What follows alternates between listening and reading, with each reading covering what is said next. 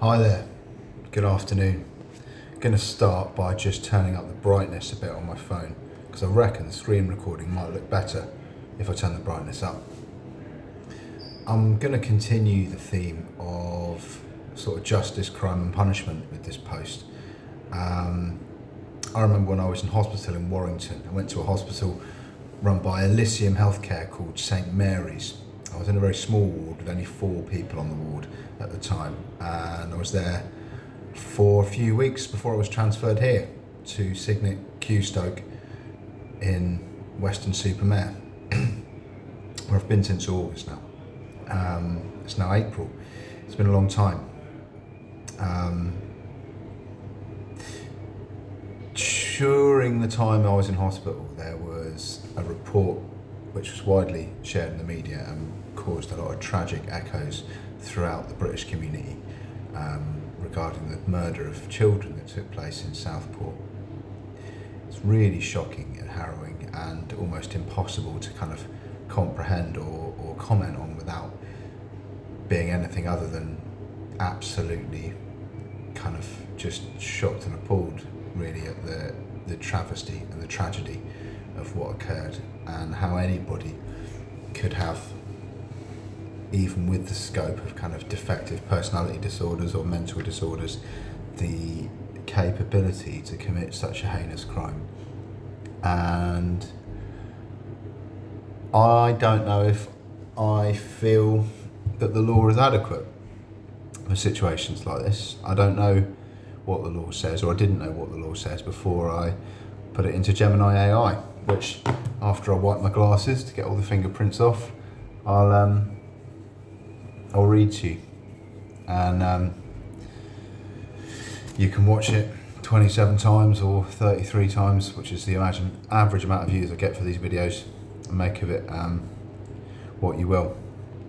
Based on the UK Crown Prosecution Sentence Servicing, start that over again. This was the question I asked to Gemini.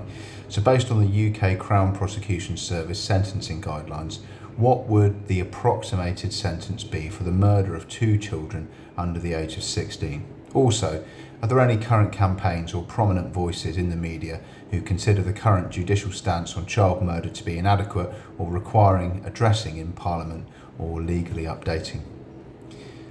I got a reply that said, based on the sentencing guidelines and recent discussions in the UK, I'll put my head into there we go.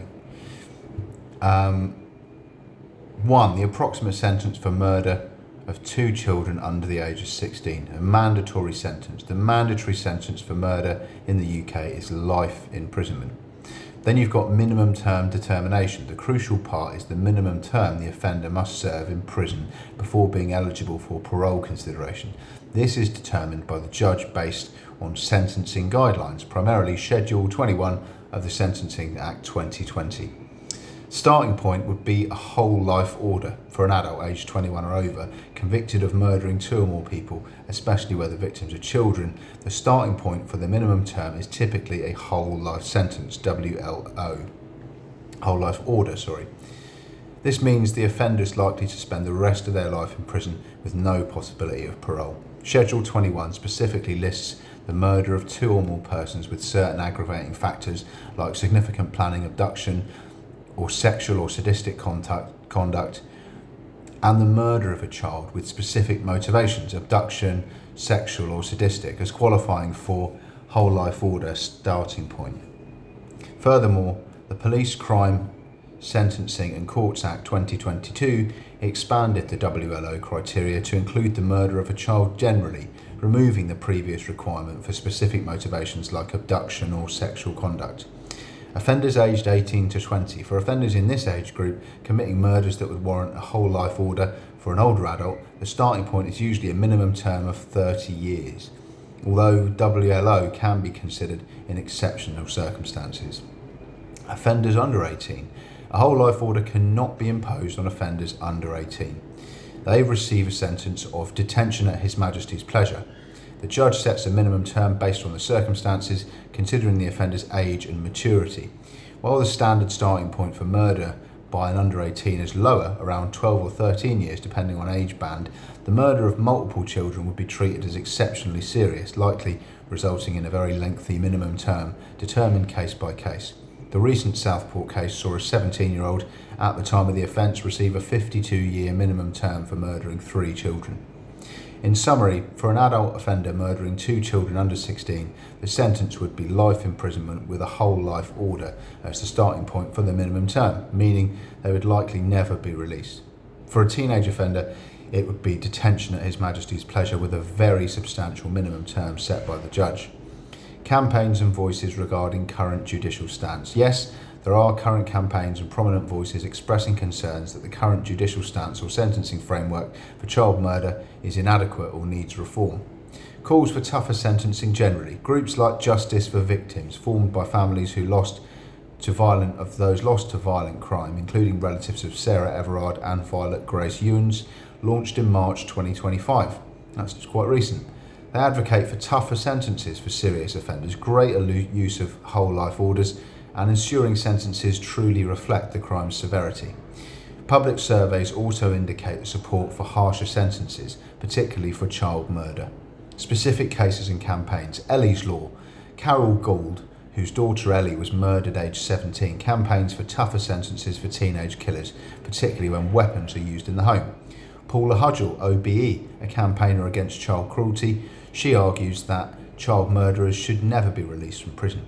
The Southport killings aftermath, which as of February 2025, the sentencing of 18-year-old Axel Rudakabana to a 52-year minimum term. He was 17 at the time of the murders, for killing 3 young girls triggered significant debate. Many, including the local MP Patrick Hurley, victims' families and politicians like Kemi Badenoch and John Healey, called the sentence unduly lenient because a whole life order was not possible due to his age at the time of the offence. This led to calls to reform the law to allow whole life orders for offenders under 18 in exceptional circumstances. The Attorney General's Office reviewed the sentence under the unduly lenient sentence scheme. Don't know what that is, which is why I mispronounced it. Reform UK. Some figures within Reform UK used the Southport case to call for a national debate on reintroducing the death penalty in exceptional circumstances, though this is not official party policy and other party figures oppose it. I don't really want to touch those guys with a barge pole, to be quite frank. Parliamentary debate. In October 2022, a debate in Parliament highlighted concerns that even recent legislative changes intended to ensure whole life orders for child murder might not be working as effectively as intended, prompting calls for clearer, stricter sentencing. Therefore, there is active debate and pressure from victims' families, campaigners and some politicians to review and potentially toughen sentencing laws, particularly concerning child murder and the possibility of whole life orders for exceptionally grave crimes committed by those under 21 or even under 18. So, it's really dark, isn't it? The whole concept of what happened in the summer last year.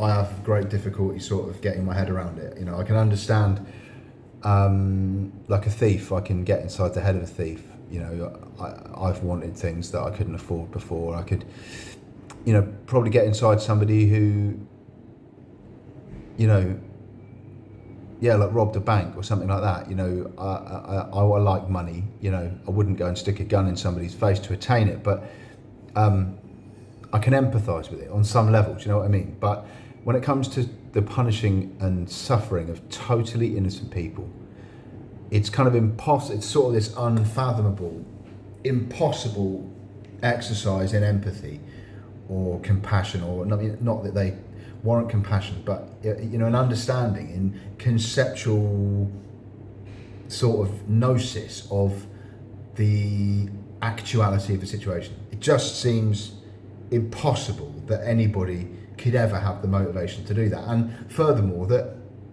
any court in the land could look at these people with sort of the lens of basic humanity or human rights or some kind of justificational I mean, like, I don't know. I mean, I've been trying to campaign for my own human rights since I've been in hospital, using various articles of the European Convention on Human Rights and the Mental Health Act and other bits of law, and it's just fallen on stony ears. But yeah, I don't agree with capital punishment, and with regards to sort of Israel and Palestine, I don't agree with collective punishment either. Obviously, I agree broadly with most of the tenets and the foundational elements of the Geneva Convention, and although there's kind of a bit of a dubious conspiracy theory about the Nazis having never been defeated, broadly I respect the United Nations and the League of Nations, the World Bank, the IMF, and the humanitarian organisations that ruled on the 19th of July that the occupation of Palestine was apartheid. They probably won't be able to get a ruling of genocide for many years because it's just a really complex court case. It takes a long time to go through, but there's 10 minutes of your life which you've spent looking at me talking about what I think about crime and punishment of people who sadistically and absurdly almost kind of choose to take the lives of children for whatever reason. It's incomprehensible to me. But WLO, whole life order. Don't think that's out of order. I think whole life order is what anybody who kills children intentionally in cold blood for whatever reason should face. And if you disagree with me, then leave a comment or send me a text or send me an email or phone me up or get me on Twitter at BrodyLikesYou, all one word, all lowercase.